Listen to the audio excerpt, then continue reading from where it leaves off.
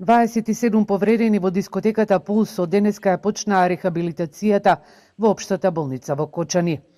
По болничкиот третман низ болниците во странство и земјава се рехабилитираат вкупно 38 млади луѓе. Во дневна амбуланта се распоредени на оделенијата за неврологија, хирургија и физикална терапија. Од оваа болница информираат дека нивната здравствена состојба е стабилна. Во меѓувреме течат и обуките за медицинскиот персонал од Штипското оделение за физикална терапија.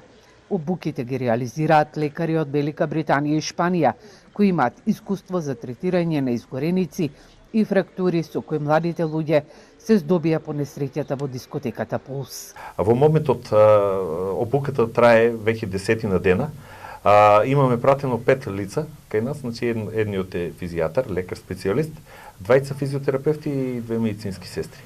Инако денеска во болницата во Кочани во функција е ставена и хипербарната комора, која е добиена како донација.